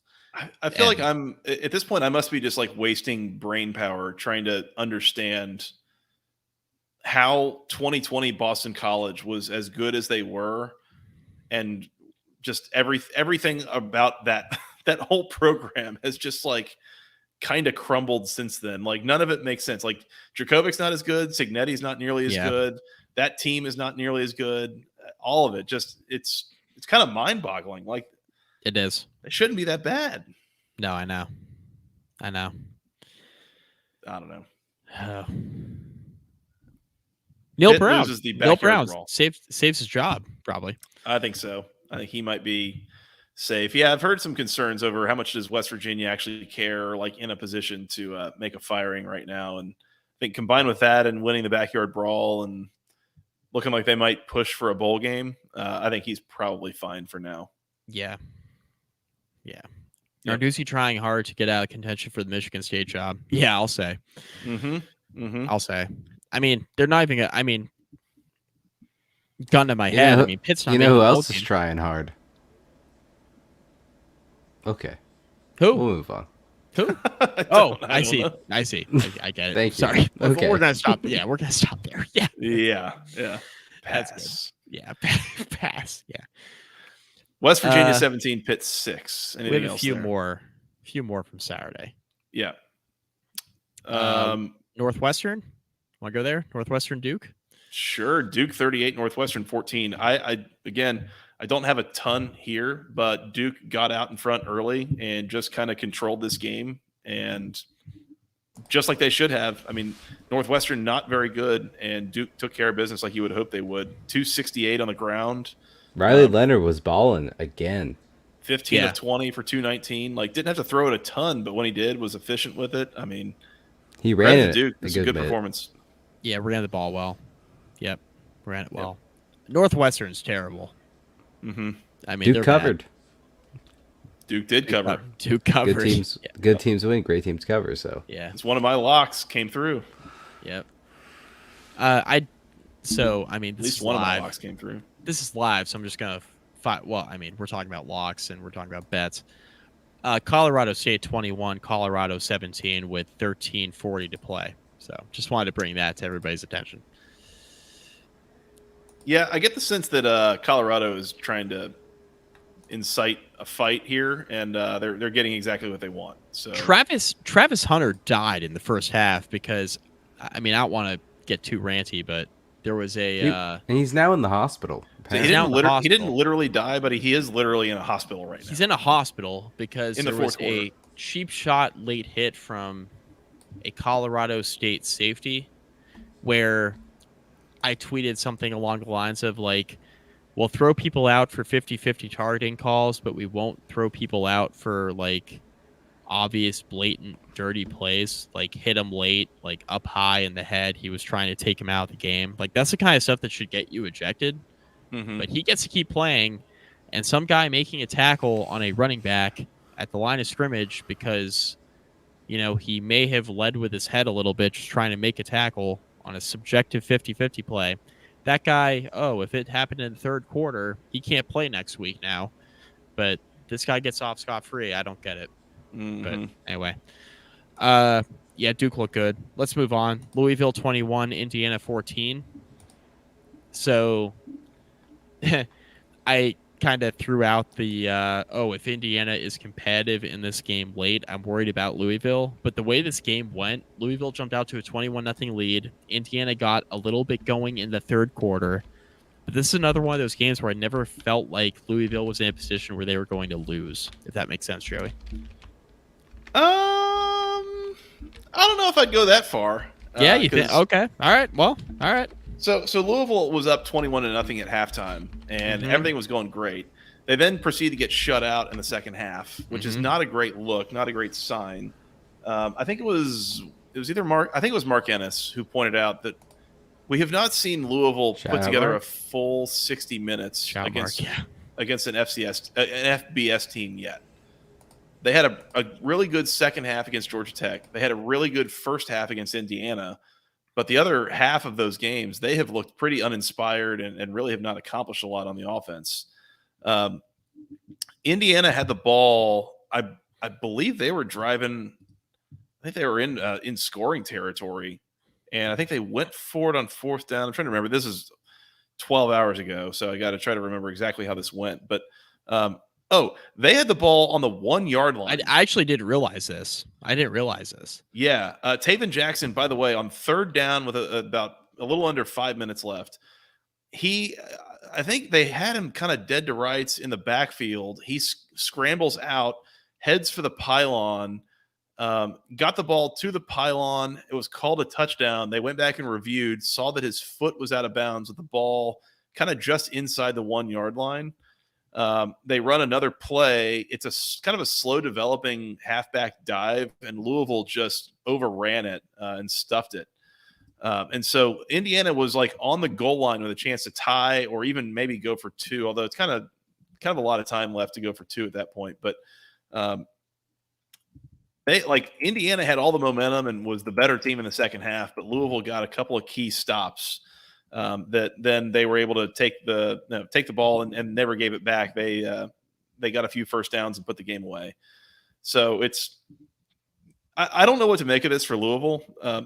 Clearly the better team in the first half. I mean, it seemed like that they had very little respect for Indiana's secondary. Like they knew that their receivers were, not going to have a hard time getting open against Indiana's secondary, and they didn't. There were a couple that they hit a number of long passes over the top and could have even had a couple more that I guess, balls were dropped or something like that. But in any case, good win for Louisville to hang on here, but definitely not a fully complete performance for a full 4 quarters that you would have liked to see. But still kind of a building, developing process here under Jeff Brom in year 1, I would say. That's what I get for turning off the game halfway through a fourth quarter. Mm-hmm. Oh, well.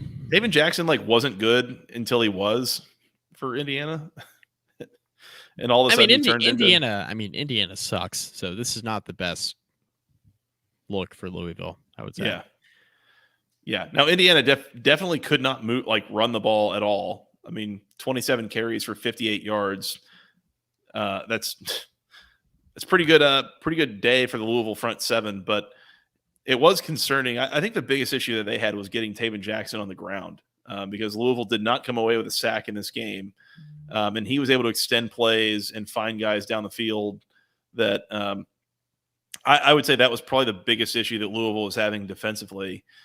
And then offensively, I will say this, penalty-wise, Louisville did have 6 penalties in this game. It's not too much, but I feel like there's a bit of a theme I've seen from Jeff Brom teams, not only this one, but even Purdue last year and maybe even the year before, that it seems like Jeff Brom and his teams are not that afraid of committing penalties. Even in, it feels like it's just been a while. Like we're going to have a little false start or, going to take a cheap shot at somebody out of bounds or going to do something dumb. Commit penalties. They're not. This is a team that's going to be penalized 7, 8, 9 times a game, pretty much consistently. So yeah, I don't know. Kind of an uneven performance here for Louisville, but they got the win. So what can I say? It's the kind of stuff you didn't have to worry about in the Big Ten West. Let's put it that way. That is true. That's true. Well, except when they played Syracuse last year and Syracuse was kicking off from the plus 35-yard line. Outside of that. That was a game that happened. That was fun. Lee Nobody, 1:14 a.m. Is Duke beating FSU later this season? No. Kevin Carpenter, media overhyped Colorado. Colorado State just scored again from Dennis. Louisville isn't okay. This is related to current conversation. Louisville is an enigma. They're not bad, but are they good? No, they're not good. They have a very soft schedule. They're fine. They're definitively fine. Are they good? No. I feel like the same comment. I was thinking about making this comment related to Georgia Tech, and I think it applies to Louisville too. Rome wasn't built in a day.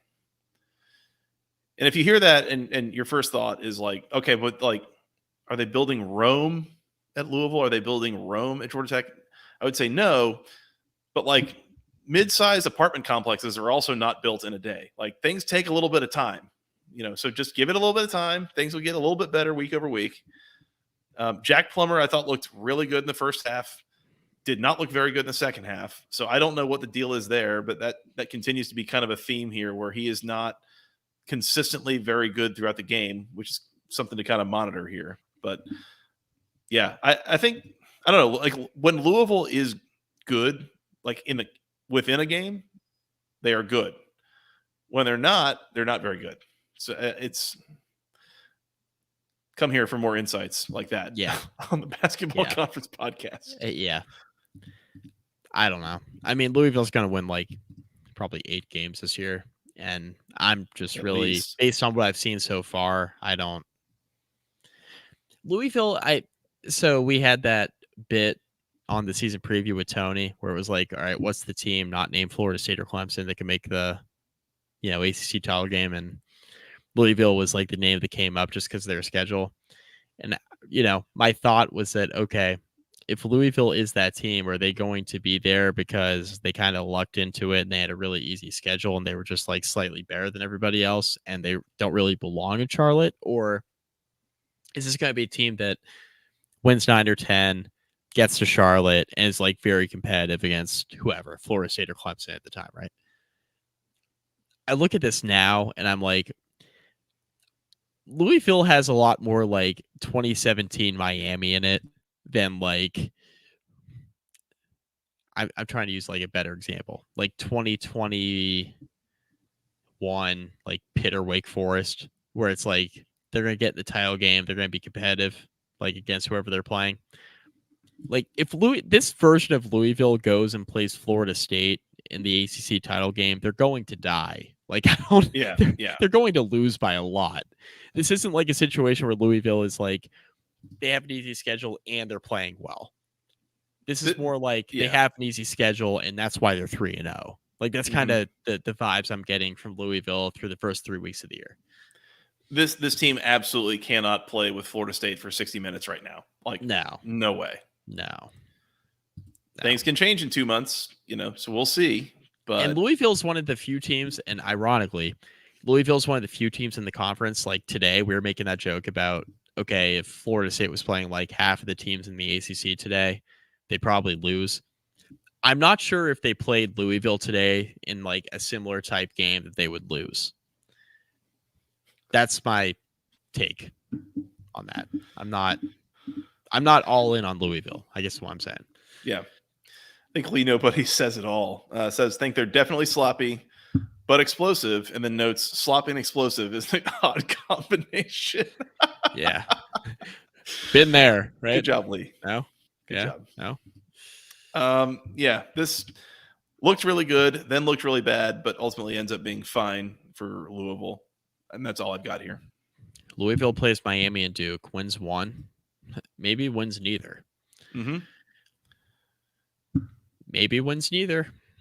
Could win them both, could win neither. Yeah. Right. Yeah. High variability there. Anything is possible. Yeah. Anything's possible. Yeah. Louisville 21, Indiana 14.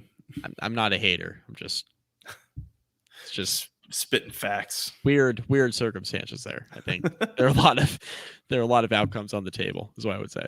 Yeah. One more FBS game from Saturday, and then we need to hit the Friday game as well. Wake 27, Old Dominion 24. Nice job by Wake to hold off Old Dominion at the end here after a calm, easy cruising win here for the Steamin' Deeks. Sure. But, they do ultimately hold off Old Dominion at the very end of this game. Except. What's that, Mike? What happened?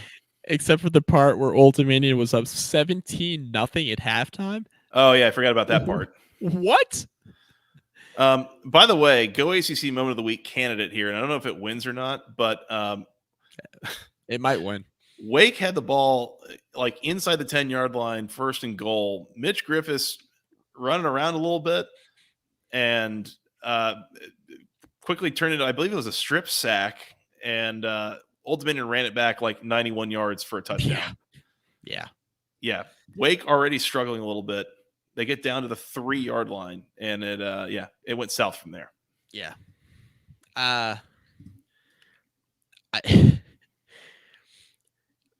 Old Dominion for a long period of time here had Wake Forest in hell. Mm-hmm. They had Wake Forest in hell. The whole first half, the entire first half. Wake basically had the one good drive that turned into a touchdown for Old Dominion. So, yeah, and Wake Forest, they score in the third quarter, quickly. Taylor Marin scored to 27-yard touchdown catch a little under 12 minutes ago in the third quarter. So you're thinking, all right, 17-7. So what does Old Dominion do? They go, it was either 3 and out or they punted, but then Mitch Griffiths throws a pick, and Old Dominion goes up 24-7. It was a 66-yard return by Lamarian James. So it was 24-7 halfway through the third quarter. Wake was actively trying to lose this game. This is very uncharacteristic Wake for most of this game, it felt like. No, it was. And Old Dominion was in the spot. I'm going to pull up the while you do that, drive summary. Just to be ultra clear with everybody listening to this, that whole thing that I did off the top of Old Dominion, Wake holds off Old Dominion at the end. That was a joke. That's a bit. Yeah, that's what we call a joke in this business. A bit. I was well aware that Old Dominion had the lead at halftime by a lot, and Wake was in a bad spot midway through the third quarter. We were all looking at each other like, "What the hell is happening here in Newport News?" Is that Newport News? We said, yeah. All right. Yeah, Newport News. That's correct. Yeah. Nailed it. Nailed it. Yep. All right. So Lamarian James had the interception return for a touchdown. Yeah. Well, yeah. Wake Forest kicked a field goal. And this is kind of where it went downhill, right? So ODU has that pick 6 to go up 24-7. Let's talk about their offensive possessions after that. Punt, fumble, punt, downs. End of game. Now let's talk about it's going to lose a game for you, huh? Well, let's talk about Wake's possessions after they were down 24-7. Field goal, touchdown, punt, and then they got the stop at the end when they were up 27-24. Mm-hmm. So this was a tale of one offense executing in crunch time, one offense just mailing it in. So to be up 24-7 against Wake Forest, real good. Worth noting, you mentioned Wake Forest scored 2 touchdowns. One of those drives went for 86 yards. The other drive went for 6 yards. Mm-hmm. So it kind of helps when you get a fumble and you fall on it inside the 10-yard line, and you get 1st and goal to start your drive. So that helps. Yes. But yeah, I mean, Wake, this is the thing, right? And Lee says again, is Wake good for overcoming a 17-point deficit or bad for being shut out in the first half? TBD. Yes. I think both. Both. Yeah, both. Had a bad half, but it's a good sign when you are down and you can kind of hold it together and mount a comeback like this. And really on both sides of the ball, right? Because the defense kind of is able to stop the bleeding a little bit, get a turnover to support the effort, that whole thing. And the offense is able to actually figure it out, put it together after a full half of really struggling. So this is it didn't look good today, but I think in the grand scheme, when you look back, you might say this is actually a pretty good win for Wake. The way that they were able to win this game and put it in the win column as opposed to a loss column. I mean, it was funny because this game was happening obviously before Virginia Tech played. So I was thinking, all right, well, Wake's struggling against Old Dominion. I think Wake's decent. Maybe Old Dominion's not that bad. Maybe that's a good win for Virginia Tech. And then, the Hokies reminded me when they played Rutgers how bad they actually were. So that's right. I don't know what to think. I mean, in regard to Wake Forest, I don't really know what to think. I think they're a fine team. I think they're a 7 or 8 win team, and they could threaten for more potentially. But Mitch Griffiths is not. I mean, Mitch Griffiths has been fine, but he's not Sam Hartman. So I was going to say this might just be what Wake is without Sam Hartman or Jamie Newman, with a less experienced, maybe somewhat more decidedly average quarterback, yeah, which, I mean, they're 3-0, so that sounds nice. right. You'd take that right now, wouldn't you, Mike? I'd take 2-1. So would I. God, yeah. Well, a little difference in competition, I would say. And Dennis 133 also makes the comment. The line for Wake, Georgia Tech next week should be interesting. Wake hosting Georgia Tech. I'd say. You could tell me Georgia Tech is favored by 3. You could tell me Wake is favored by 9, and neither of those would surprise me. I have no idea. I have no idea. No idea either. And I'm not sure what I would do in either of those cases with those lines. I don't know. I'd probably, if it was Wake -9, I'd probably do Georgia Tech plus, and then if it was Georgia Tech favorite, I'd probably do Wake. Probably pick Wake. Yeah. So All fair game. Picking the dog. I think I'm picking the dog either way. So I too have no idea what I would do. Yep. Wake 27, Old Dominion 24. Last FBS game of the weekend, Mike, was actually the first one. Friday night, Maryland 42, Virginia 14. Virginia came out to a 14-0 lead in this game. Had a couple of pretty hot drives on offense to start the game, and things kind of collapsed around them afterwards. It was 14-all at halftime, but Maryland really kind of ran it up in the fourth quarter.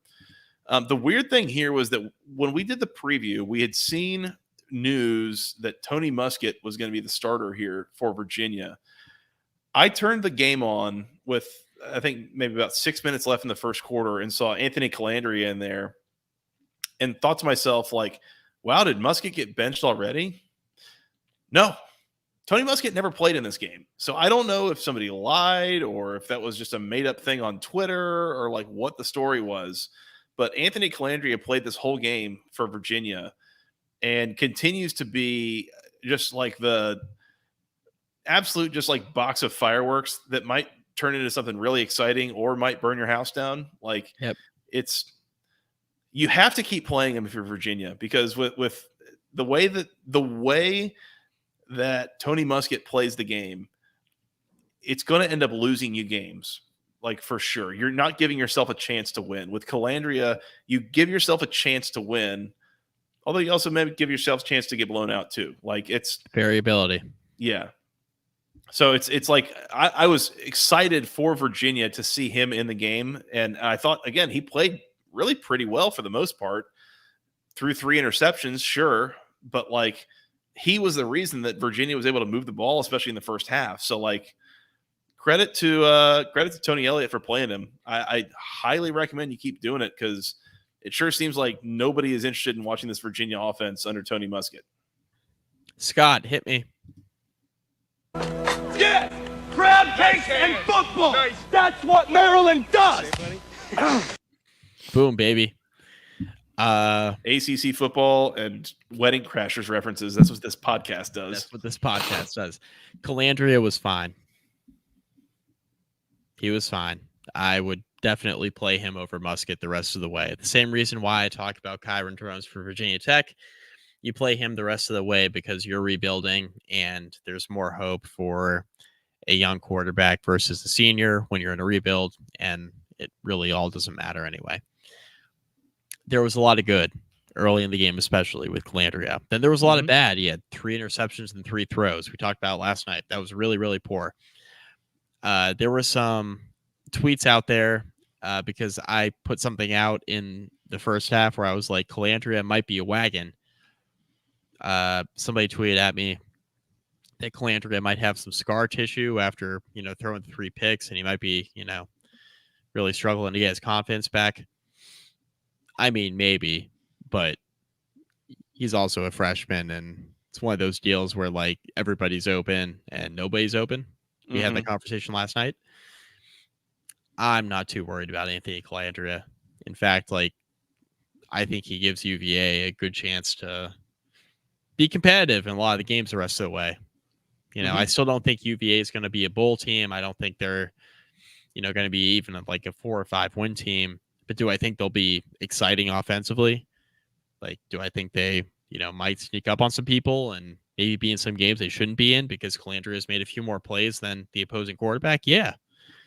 So go ahead and play that guy. Mm-hmm.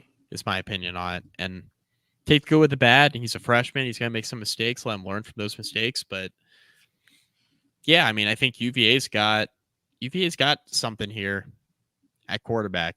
And they went from Perkins to Armstrong and then like an injured version of Armstrong last year, and they transferred out, and they've been kind of trying to seek that next guy. And I think Calandria has got a lot of potential, so I just play him and see how it goes. Yep. Yeah, agreed. Wagons do break down. Yes, they do. It sucks for Virginia. You're at the quarter post and you haven't won yet. Yeah, Lee, nobody. Nice job. Yeah. Virginia's at the quarter post. They haven't won yet. They've got NC State at home next week. They're at Boston College the following week, and then they're home against William and Mary after that. Does it take till week 6 to get a win here, Mike? Yeah, I think so. I think it might. Might take longer. Oh. I mean, the quarterback battle of Anthony Calandria and Thomas Castellanos in a couple of weeks is going to be electric. And I look forward to watching that. I wouldn't call it electric. I'd call it art. It's going to be art. Abstract art, maybe. But yeah. But yes, art nonetheless. Yeah. So, anyways, Maryland 42, Virginia 14. I don't have a whole lot else there. No. Couple FCS matchups: Miami 48, Bethune-Cookman. I almost said Boston College. Bethune-Cookman 7, and well, I mean, there's jokes to be made there. But NC State 45, VMI 7. I don't have a lot on either of these games. Both teams took care of business, got this thing over early, and easy wins for the both of them. Yeah. All I have is what's it called? NC State didn't cover. Oh, did they not? I don't think Miami did either by that logic, by the way. It was 42.5 for NC State. So we can move on. I just wanted to put that out. It's a good call. Scott, I got a question for you. Did you have some action on that? No, I just saw it this morning. I was like 42.5. Okay. You sick bastard. I'm looking here just a second. You know who did cover this weekend, by the way? Bowling Green. You boys, the Bowling Green Falcons. Yeah, they did. Michigan 31, Bowling Green 6. Bowling Green catching 40.5. Got it done Easily. on the field. There you With go. ease. With ease. Right. That was right. that was a 14 to was Mike, it 14 to 3? Mike, you're saying with ease, and you said lay 'em with Michigan 2 days ago. No. Like, I said. What did I say last night on that teaser? What did I say? On the teaser, in the preview, you said lay 'em with Michigan. That's what you said. And then last night, I said tease them down. I said tease Michigan down to 33. Okay. Did I not? I did, right? I think so. I think I did. I talk out of both sides of my mouth. That was late last night. Great teams cover. It's late this night. It is. Should we give out awards? Sure. Yeah, let's do it. Do that real quick. Whoa! It's a dude alert. Speaking of podcast infringement, go ACC. That's not the Damn, music. it feels good to be a gangster. Go ACC moment of the week. We had mentioned the Mitch Griffiths thing. The other one that came up was the Scoop 6 fumble situation as Florida State's trying to hold off Boston College. And there's a little swing pass kind of thrown and a tackle was made. And I think it was Lawrence Tuafili just kind of threw the ball backwards. It almost looked like badly lost it. And Boston College picks it up, runs it into the end zone and makes it a one-score game, basically. Yeah. Do you have a preference on one of those, or are they just co-moments of the week, Mike? Co. That'll work. The You Tried Award clearly goes to the Chain Gang. Georgia Tech No won this game. No brainer on the Chain Gang. I had never seen people working harder to make the most simple of technology work, but my goodness, those guys were getting after it in that game and making the game about them, which, sometimes we say the refs do that, make the game about themselves. I don't know if I've ever said the chain game made the game about themselves. So shout out to those guys in Oxford tonight. No doubt. Can I the Kobe Bryant Memorial You Tried Award? I kind of wanted to call out. I gotta find where. Whoa! It's the Yes? Kobe Bryant Volume Shooter of the Week award. What are you Sorry. doing? We're drinking. We're We drinking. just- That's what's we just said happening. it was late. We are drinking. Yeah, and it's late. Oh, damn it. Vamp for a second. I had something here. I mean, Phil Dracovic is a good candidate. That is a good one. I also thought about the combo in Florida State Boston College of Trey Benson and Kai Robichaux on the ground, 33 carries for 102 yards. Yeah. That's a Volume Shooter of the Week award for sure. Not even 3 yards Candidates. per carry. Yeah. Across almost 35 touches. So I'll throw that one out there as a candidate. Player of the week? Probably Garrett Schrader. Yeah, I was gonna say Schrader. Drake He's may an ice also bath, dude. Drake may also for how he played in the second half. He looked So. real good. Yeah. Riley Leonard, another candidate. Castellanos in a losing effort. Yeah, God, yeah. I mean, for love of God, Mhm. yes. Trying to will that team to win. Nate McCollum, 15 catches for 165 yards. Yeah, That's pretty good too. be nice if he played for my team. If only. Want to slide that joke in there again? I laugh to avoid being sad. Yeah, I would. It's tough seeing a former player just be balling on another conference team. It sucks. Team of the week. Syracuse or pass?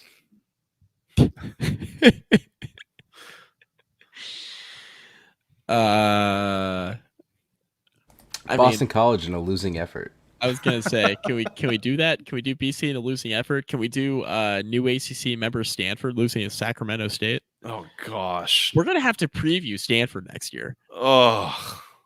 It's gross. What if we just ignore Stanford being? We can't. I mean, number one, we can't. Number two, we're gonna have to coordinate time zones. You know how hard it is for you and I to coordinate times to record a podcast? Now we have to do it with a West Coast time zone. Dude, this is going to be just like a live stream of the West Coast game every week. The Saturday Night Fever situation, it has to be. I'm not waiting on those games to be over to start this podcast at 2 a.m. Eastern. Yeah. Thank you, Lee Nobody, for reminding me. We need to get some British Tea Party music. Scott, can we get a drop on that for the Queen Elizabeth Award? Can we find that? I mean, I'm not asking you to find that right now. Right but this second? No. For the next podcast. For the next podcast. Let's stick a pin in that one. But the Queen Elizabeth II Memorial You Died Award, 1,000% goes to Pittsburgh. 1,000%. Pitt better figure it out fast. Yeah. Honorary mention goes to Virginia Tech. We do have the God save the Queen. Perfect. Underused. That's it, right? That's the recap. I think that's it. Colorado's down 8 with the ball with 1:15 left. Oh, and they're in Colorado State territory. So Colorado State pinned them inside the 10, so they're moving here. Well, I guess we better log off here and then watch the rest of this. I think we should. Yeah. Mike, it's been fun. You want to come back and preview week 4? Yeah, I'll see you Tuesday or Wednesday night, I guess, huh? Yeah, I think so. I got to watch this. So I think y'all know where to find us. Go find us there, subscribe, email us, et cetera, et cetera. Yep. shop at home field. Go ACC 50% off first order. Do that. Yep. Do that. Because we didn't hit that ad read at all. So 15, not 50, by the way. 15, links in the description. Use the link. It helps us out. That's right. Yep. Do that. Mike, Scott, it's been fun. You want to come back and preview week 4? I'm going to bed. I got a 8:50 a.m. tea time. That's 7 hours from now. Oh, good luck. God. Pray for Scott. Hashtag pray for Scott. I got Thanks, Lee Nobody. nothing but time tomorrow. Yeah, thanks, Lee Nobody. Great pod. Appreciate that. All right, until next time, for Mr. Mike McDaniel, for Mr. Producer Scott, I am Joey Weaver. Thank you guys so much for listening. We'll talk to you again soon. And until then, Go ACC.